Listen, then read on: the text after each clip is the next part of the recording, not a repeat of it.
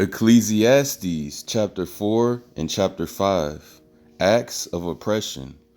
So I returned and considered all the oppressions that are done under the sun, and behold, the tears of such as were oppressed, and they had no comforter, and on the side of their oppressors there was power, but they had no comforter. Wherefore I praise the dead which are already dead more than the living which are yet alive. Yea, better is he than both they, which hath not yet been, who hath not seen the evil work that is done under the sun. Hard work versus laziness. Again, I considered all travail and every right work, that for this a man is envied of his neighbor. This is also vanity and vexation of spirit. The fool foldeth his hands together and eateth his own flesh. Better is an handful with quietness than both the hands full with travail and vexation of spirit. Two are better than one. Then I returned, and I saw vanity under the sun. There is one alone, and there is not a second. Yea, he hath neither child nor brother, yet is there no end of all his labor. Neither is his eye satisfied with riches. Neither saith he, for whom do I labor, and bereave my soul of good? This is also vanity. Yea, it is a sore travail. Two are better than one, but they have a good reward for their labor. For if they fall, the one will lift up his fellow, but woe to him that is alone when he falleth, for he hath not another to help him up. And this is the time, and I'm pausing right now, this is the time of period of time, or end times that we're in right now, to the point where we don't have another person shoulder to lean on. You know what I'm saying? We don't have another righteous person's shoulder to lean on. You know what I'm saying? There's one here, one there. You know what I'm saying? Verse 10, for if they fall, the one will lift up his fellow, but woe to him that is alone when he falleth, for he hath not another to help him up. There's not a lot of righteous congregations, y'all, that's in a lot of people's areas. Therefore, they're all alone in these end times, in this Jacob's trouble. Again, if two lie together, then they have heat. But how can one be warm alone? And if one prevail against him, two shall withstand him, and a threefold cord is not quickly broken. Rulers and fickle citizens. Better is a poor and a wise child than an old and foolish king, who will no more be admonished. For out of prison he cometh to reign, whereas also he that is born in his kingdom becometh poor. I considered all the living which walk under the sun, with the second child that shall stand up in his stead. There is no end of all the people, even of all that have been before them. They also that come after shall not rejoice in him surely. This is also vanity and vexation of spirit. Ecclesiastes chapter 5, Vanities and Worship. Keep thy foot when thou goest to the house of I Am, and be more ready to hear than to give the sacrifice of fools, for they consider not that they do evil. Be not rash with thy mouth, and let not thine heart be hasty to utter anything before I Am. For the most high power I Am of Israel is in heaven, and thou upon earth. Therefore, let thy words be few. And this is another thing I have to work on, y'all, because sometimes, it's a good thing to be in a long prayer, but for the most part, you want to just be short and sweet with the Most High, because he has so much on his plate already. You know what I'm saying? Let's not add any more to his plate than he needs to be added to his plate. You know what I'm saying? If that makes any sense.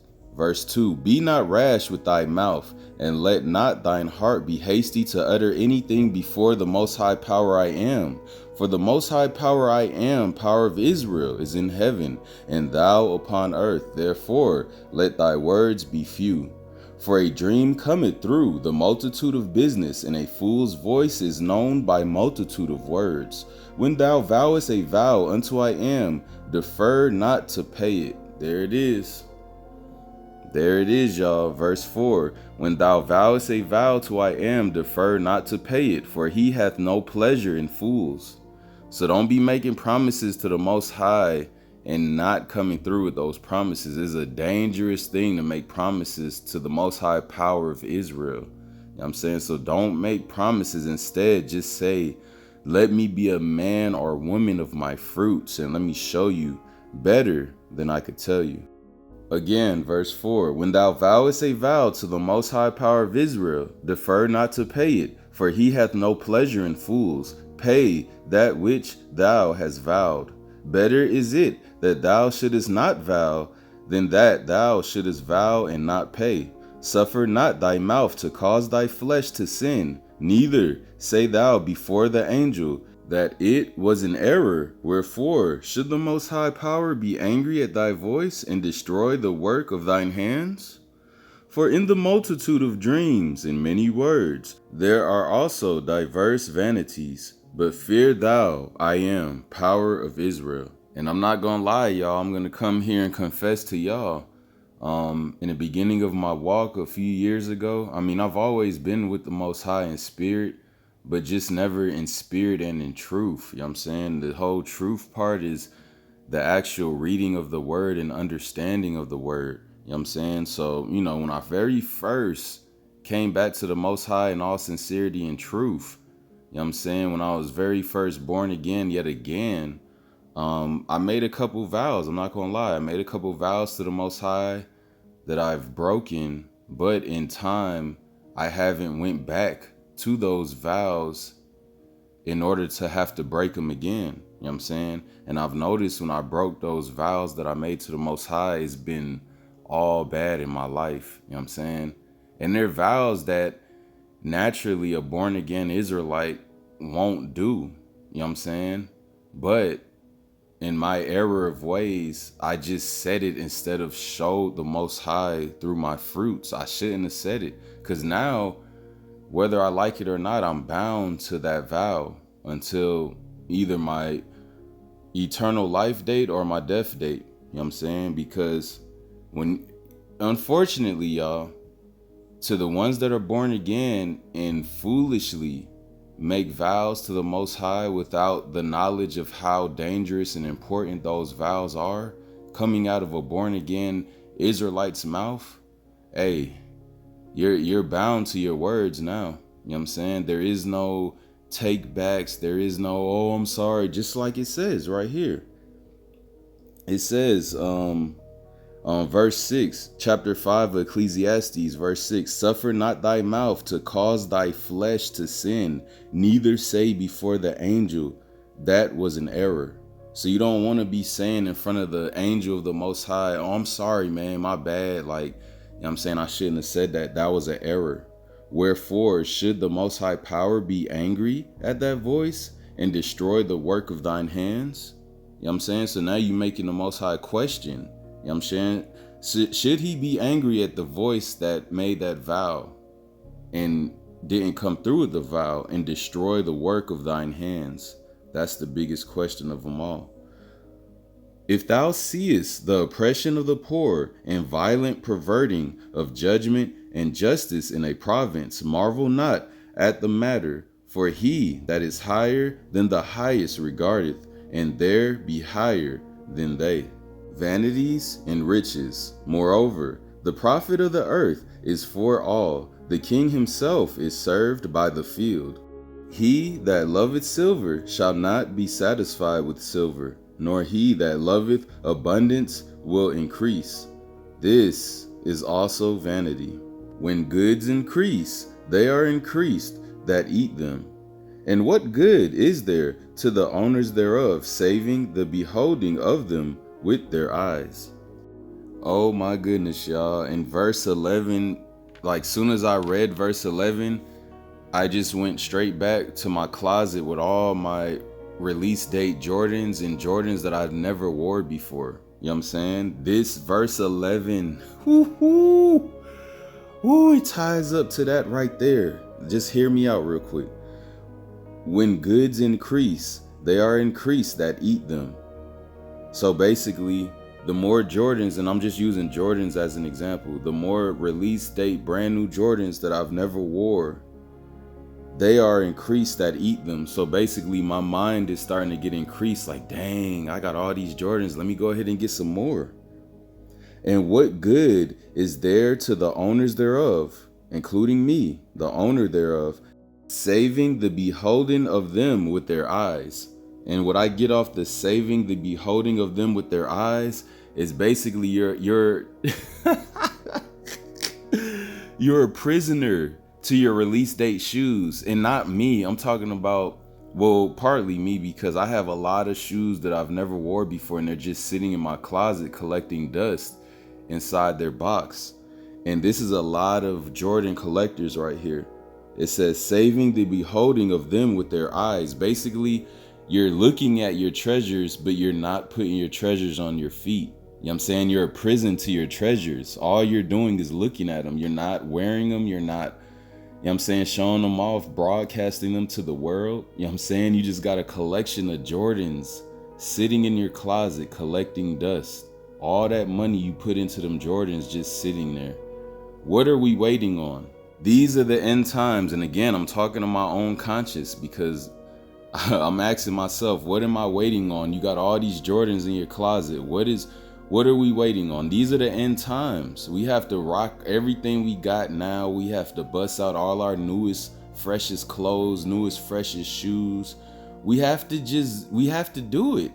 Because if we don't do it now, then unfortunately, when you pass over, somebody else is going to come up in here, whether it be if you live in an apartment and something happens to you while you in that apartment, you know what I'm saying, most high forbid, then the owner, you know what I'm saying, your landlord is going to come in the apartment eventually, take all your goods away, including those same Jordans. And what they going to do with it? They're going to take your Jordans, and this could probably be a Gentile, you know what I'm saying? They're going to take your Jordans. Even though they know what happened to you, they still gonna take all your possessions and sell them on Craigslist, sell them on eBay, sell them on Amazon, and increase their own pockets. Oh, don't let you have no precious metals like silver and gold. Oh, they gonna take that with a heartbeat. They might not even pawn it. They might just put it in their own pocket immediately. So let me say verse 11 one more time so it can really sink into your ears. When goods increase, they are increased that eat them.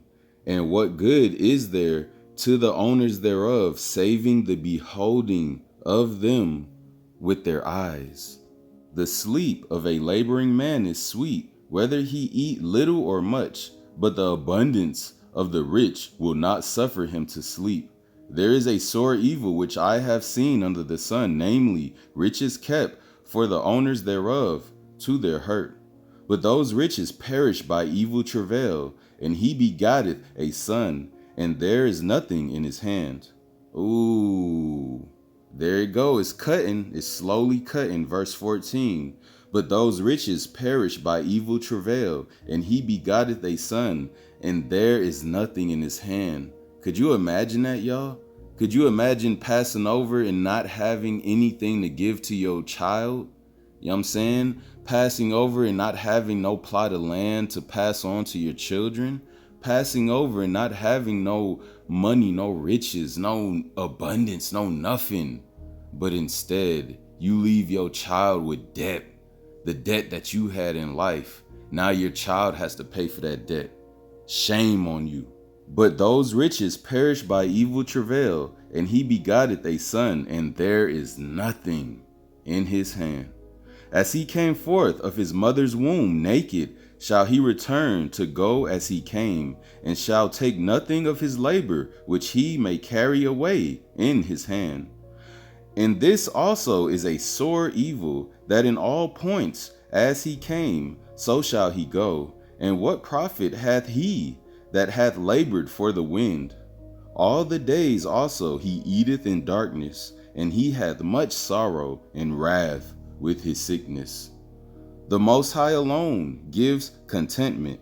Behold, that which I have seen, it is good and comely for one to eat and to drink, and to enjoy the good of all his labor, that he taketh under the sun all the days of his life, which the Most High Power giveth him, for it is his portion. And let me repeat that.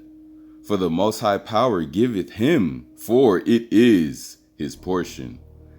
Every man also to whom the Most High Power of Israel hath given riches and wealth, and hath given him power to eat thereof, and to take his portion, and to rejoice in his labor. This is the gift of the Most High Power of Israel, all praise.